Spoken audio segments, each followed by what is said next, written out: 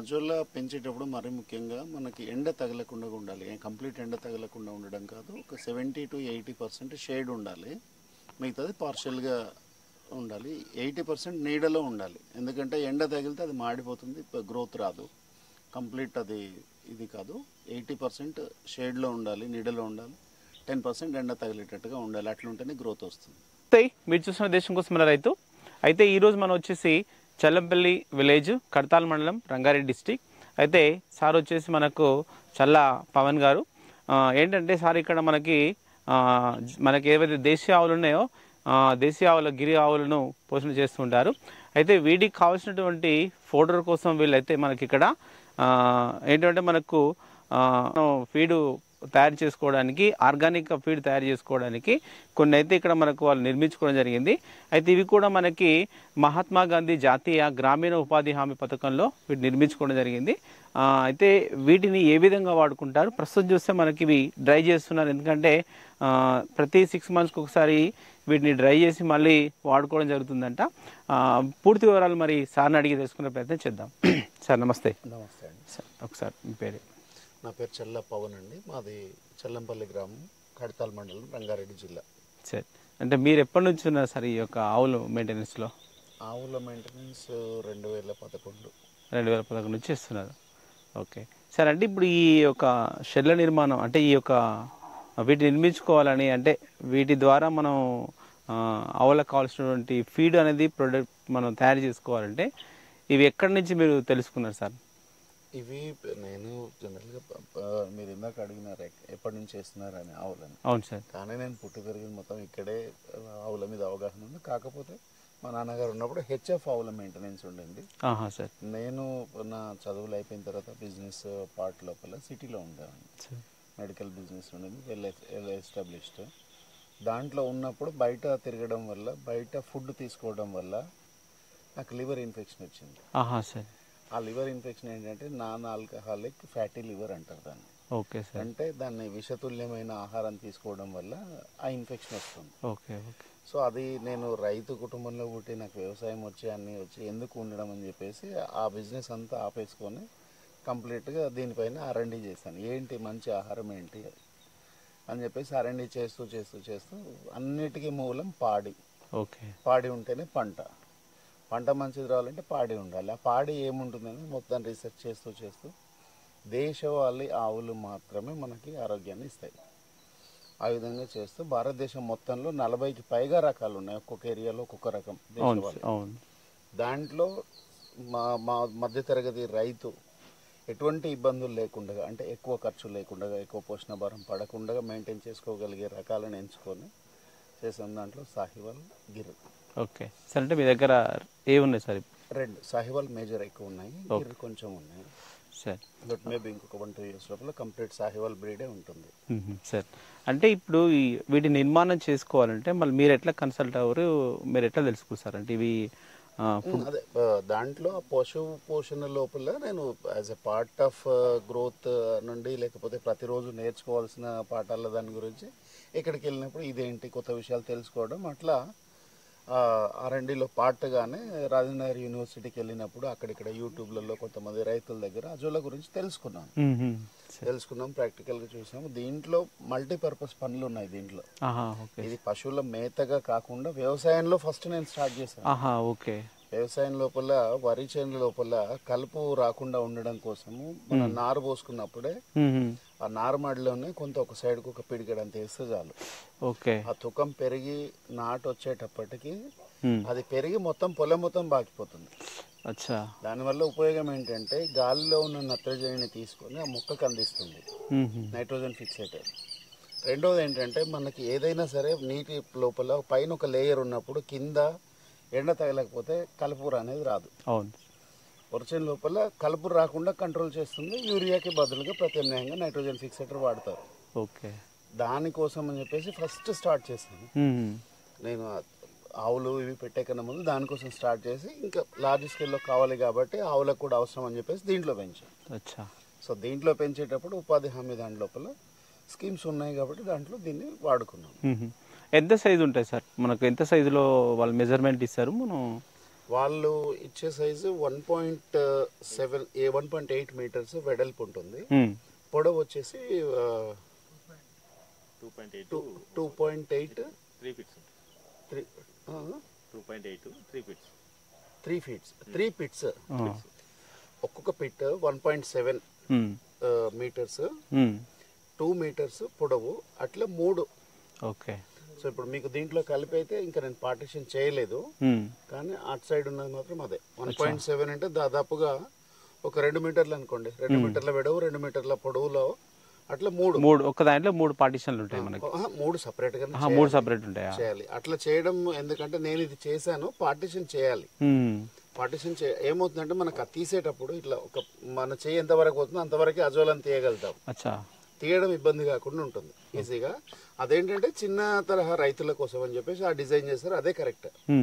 నాకు ఇప్పుడు పశువులు ఎక్కువ ఉన్నాయి, ఎక్కువ లార్జ్ స్కేల్ లో కావాలి కాబట్టి అన్ని డిజైన్లు చేస్తాను. కానీ ఆ డిజైన్లో ఏమవుతుందంటే నీకు 3 పిట్లు ఉన్నాయంటే ఈ రోజు ఒక దాంట్లో తీసావు, రేపు ఒక దాంట్లో తీసావు, మళ్ళీ ఎల్లుండి ఒక దాంట్లో తీసావు, 4వ రోజుకి ఫస్ట్ తీసిన పిట్లో రెడీ అయిపోతుంది.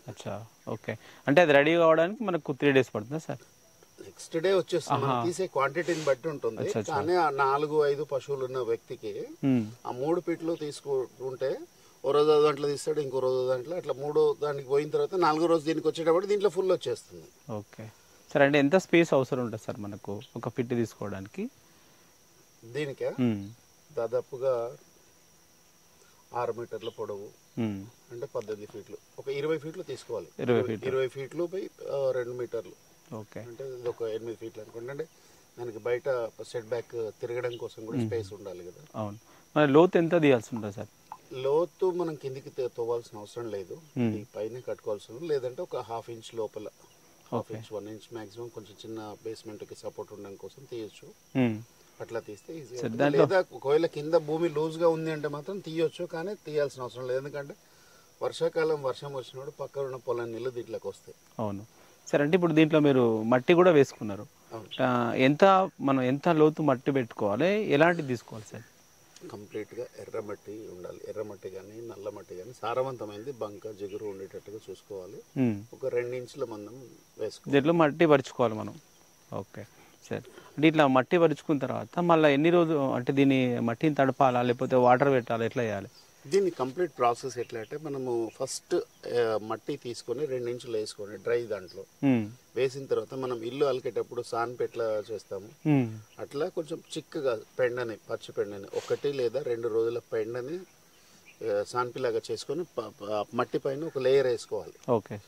అది వేసుకున్న తర్వాత అది అరేకన్నా ముందే పైనుంచి మినరల్ మిక్చర్ ఒక 100 grams, ఇది ఈ 3 పిట్లకు కలిపి 1.7 into 6 meters 2 అట్లా 6 meters దాంట్లో 100 grams సరిపోతుంది. వాటర్లో కలిపి పైన చిలికేసి మళ్ళీ ఒక 3 ఇంచులని వాటర్ పెట్టాలి. దాంట్లోనే పెట్టిన తర్వాత అజోలా వేసుకోవాలి. వేసుకున్న తర్వాత 1 week తర్వాత దీంట్లో ప్రొడక్షన్ రావడం స్టార్ట్ అవుతుంది. ఓకే. అంటే వాటర్ అనేది ఏం పెట్టదు మనం? పెట్టాలి కదా. వాటర్ పెట్టిన తర్వాత అజోలా వేసుకోవాలి మనం. సార్ అంటే ఈ సీడ్ ఎక్కడ దొరుకుతుంది సార్? మళ్ళీ సీడ్ నేనైతే రాజేంద్ర యూనివర్సిటీలో తెచ్చాను ఫస్ట్ టైం. తర్వాత ఒకసారి ఈ పిట్స్ అన్ని కన్స్ట్రక్షన్ చేసినప్పుడు ఇక్కడ మాదారంలో ఆమె ఒక లేడీ ఆ ఇంటి ముందర సాన్పి తొట్టి ఉంటది కదా, సాన్పి తొట్టి పక్కన మంచినీళ్ళది ఉంటది కదా తొట్టి, దాంట్లో పెంచుతుండే ఆమెకు ఒక మేక ఉన్నది. ఆ మేకకు పెట్టడం కోసం. ఓకే. అంటే మామూలు ఎంత కేజీ ఉంటుండదు సార్? ఇదా 70 to 80 రూపీస్ నార్మల్ గా దొరుకుతుంది. యూనివర్సిటీలో 50 రూపీస్ ఏదో కేజీ ఇస్తారు. కానీ ఇది ఒక్కసారి తెచ్చుకున్నామంటే ఇంకా జీవితాంతం ఉంటుంది, ఎక్కడ పోదు. అంటే ఇప్పుడు ఒక ఫిట్ లో ఎంత వేయాలి సార్ మనం? ఇప్పుడు ఈ 3 పిట్లకు కలిపి వీళ్ళు ఇచ్చే దాంట్లో ఒక 1/2 కిలో నుంచి 1/2 కిలో వేస్తే సరిపోతుంది. Okay sir. అంటే మళ్ళీ అట్లా కంటిన్యూస్ గా మనం మళ్ళీ వేస్తూనే ఉండాలా సార్? లేదు, ఒక్కసారి వేసుకుంటే సరిపోతుంది. ఒకసారి వేసుకుంటే మళ్ళీ వస్తూనే ఉంటుంది, తీసిన కొద్దిగా వస్తుంది సార్. అంటే ఒక ఫిట్ తయారు చేసుకోవడానికి మీకు ఎంత ఖర్చు అయి ఉంటుంది సార్? దాదాపుగా ఒక 25,000 అయి ఉంటుంది. 25,000 ఒకటి తయారు చేసుకోవడానికి. అంటే ఒకటంటే ఈ దాంట్లో 3 వస్తాయి. ఉపాధి హామీ స్కీమ్ దాంట్లో చేసుకోవడం కోసం 25,000. అంటే నేను కొంచెం స్ట్రక్చర్ డిజైన్ మార్చుకొని నాకు కావాల్సినట్టు కస్టమైజ్డ్ గా చేసుకున్నాను. మీకు కొంచెం ఎక్కువ అయింది. అంటే నేను ఎట్లా చేశానంటే ఈ మాన్యువల్ గా తీసేది ఆ జాలితో తీసే ప్రాసెస్ గా కాకుండా కన్స్ట్రక్షన్ లోపలనే అజోలా రెడీ అయినప్పుడు ఒక సైడ్ గేట్ వాళ్ళు ఓపెన్ చేస్తే అజోలా వాటర్, బయటికి వెళ్ళేటట్టుగా మాన్యువల్గా పని తగ్గేటట్టుగా ప్లాన్ చేసాము. ఇంకా అది కంప్లీట్గా చేయలేదు కానీ అదైతే దాని లోపల 25-26 వేల లోపల అవుతుంది. Okay sir. అంటే ఇంకొకటి మనకు దీంట్లో ఏంటంటే నేను ఫస్ట్ టైం వేసిన తర్వాత 8 రోజులకి ప్రొడక్షన్ స్టార్ట్ అవుతుంది. 8 రోజులకు స్టార్ట్ అయిన తర్వాత ప్రతి 15 రోజులకు ఒకసారి ఒక 10 కిలోల పెండని నీళ్ళలో కలిపి మళ్ళీ అదే 100 గ్రాములు మినరల్ మిక్చర్ 15 రోజులకు ఒకసారి దాంట్లో వేస్తుండాలి. అచ్చా, ఒక 15 డేస్కి ఒకసారి మళ్ళీ రిపీట్ చేస్తున్నారు మనం.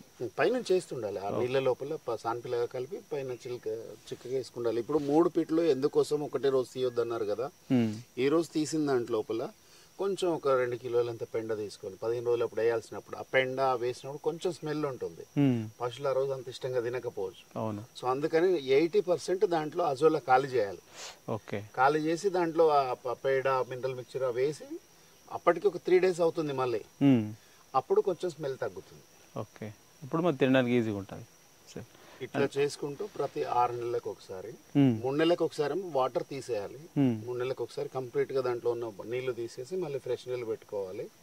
కానీ 6 నెలలకి మాత్రం లోపల నుంచి వేసిన మట్టి కానీ మొత్తం కంప్లీట్ గా డ్రై చేసి అప్పుడు మళ్ళీ ఫ్రెష్ గా వేసుకోవాలి. ఓకే, అంటే మీరు దాంట్లో మట్టిలో ఉన్న న్యూట్రియంట్స్ పోతాయి, ఫంగస్ ఏమైనా ఫామ్ అయి ఉన్నా కూడా పోతుంది. మేజర్ గా నాకు ఇప్పుడు కంప్లీట్ గా అన్ని ఒకటేసారి డ్రై చేయడానికి కారణం ఏంటంటే ఈ వర్షాకాలము ఈ పిచ్చి మొక్కలు ఇవి పెరుగుతాయి. యాక్చువల్గా నాకు ఇట్లా పెరగకూడదు. దాంట్లో నుంచి వచ్చిన ఫ్లవర్స్ కానీ దాని ఆకులు కానీ దీంట్లో పడి వేరే ఫంగస్ స్టార్ట్ అయ్యింది. అచ్చా, ఓకే, అందుకోసం ప్రస్తుతం అన్ని డ్రై చేస్తున్నారు. ఓకే సార్, అంటే ఇప్పుడు ఈ సబ్సిడీలో మీకు అంటే అమౌంట్ ఎంత వస్తుంది సార్? సబ్సిడీలో దాదాపుగా 70% వరకు వస్తుంది. అంటే మీరు చేసిన ఖర్చును మనం చూపించాలా సార్? ఎట్లా ఖర్చును చూపించడం కొంత వాళ్ళు చెప్తారు, వాళ్ళ స్ట్రక్చర్ని బట్టి మెటీరియల్ కొంత ఈ మెటీరియల్ వాడాలి అని చెప్తారు. ఆ మెటీరియల్ కొనుక్కొచ్చుకున్నది కొంత బిల్ పెట్టాల్సి ఉంటుంది. లేబర్ వర్క్ మేజర్గా ఉంటుంది. సో లేబర్ వరకు ఉపాధి హామీ కార్డు, జాబ్ కార్డు ఉన్న వాళ్ళు వాళ్ళ దాంట్లో డైలీ వేజెస్ రికార్డు ఉంటుంది, దాన్ని అప్డేట్ చేయించుకుంటే సరిపోతుంది. ఓకే, అంటే మనం ఎంత అమౌంట్ అయినా పెట్టినా సరే కానీ దాంట్లో 70-80% వరకు వస్తుంది మనకి. అంటే దాని స్ట్రక్చర్ డిజైన్ ఎంత ఉంటుందో దాని ప్రకారం మనకు కావాల్సిన అడిషనల్ చేయించుకున్నాను కాబట్టి నాకు ఎక్కువైంది. కానీ వాళ్ళు చెప్పిన దాంట్లో ఆ యూనిట్కి అయ్యే ఖర్చులో 80-90% వాళ్ళు ఇచ్చే అమౌంట్ సరిపోతుంది. ఓకే, మిగతా 10% నువ్వు సొంతంగా అమౌంట్ అయినా పెట్టుకో, లేదా నువ్వు దాంట్లో కష్టం చేసుకుంటే నీకు మిగులుతుంది. అవును సార్.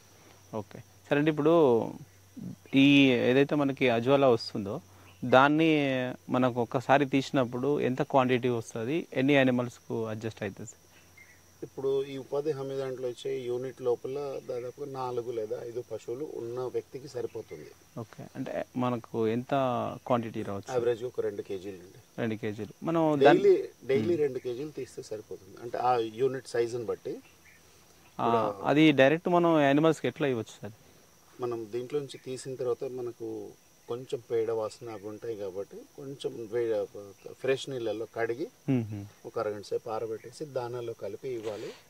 1:2. ఇది 1 కిలో ఉన్నది అంటే ఇంకో కిలో దానా కలపచ్చు. మామూలుగా 2 కిలోలు దానా ఇచ్చే పశువుకి 1 కిలో ఇది 1 కిలో అది ఇవ్వచ్చు. ఇప్పుడు దానా మార్కెట్లో యావరేజ్గా 30-35 రూపాయలు ఉంది. ఇది కొనాలంటే 50-80 రూపాయలు ఉంది. కానీ దానాలో దొరకనన్ని మాంసకృతులు దీంట్లోనే ఉంటాయి. మాంసకృతులు కానీ మిగతా న్యూట్రియంట్స్ కానీ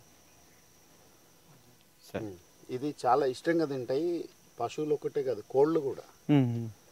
ఇప్పుడు నేను ఈ లార్జ్ స్కేల్లో ఇవి కంప్లీట్గా ఇవి పెట్టడం కోసం దేనికోసం పెట్టినామంటే ఈ దేశవాళీ కోళ్ళు ఉంటాయి కదా, వాటికి మెయింటెనెన్స్కి చాలా ఇష్టంగా తింటాయి.